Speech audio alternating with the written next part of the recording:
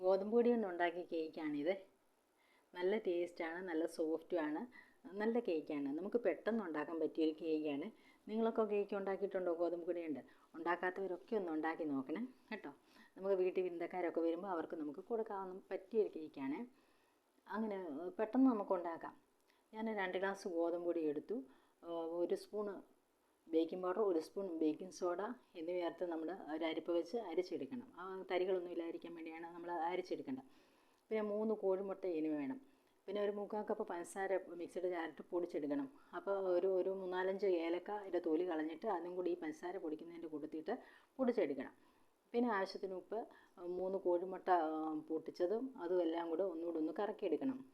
എന്നിട്ട് നമ്മൾ ഈ ഗോതമ്പ് പൊടിക്കകത്തിട്ടിട്ട് ഒരു അല്പം വാനില എസൻസും പിന്നെ ഒരു 1/4 ഗ്ലാസ് പിന്നെ എണ്ണ, ഓയിൽ, ഏതെങ്കിലും ഓയിലായാലും മതി.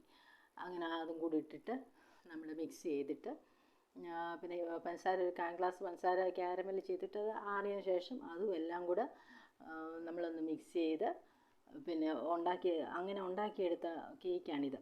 പെട്ടെന്ന് നമുക്ക് ഉണ്ടാക്കാവുന്നതാണ്. ഞാൻ കുക്കറിൽ വെച്ചാണ് ഉണ്ടാക്കിയത് ഈ കേക്ക്.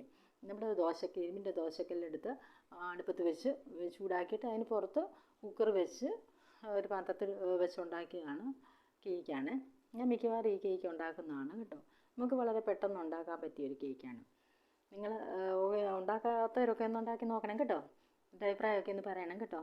എൻ്റെ ചാനൽ സബ്സ്ക്രൈബ് ചെയ്യാത്തവരൊക്കെ ഒന്ന് സബ്സ്ക്രൈബ് ചെയ്തേക്കണം കേട്ടോ.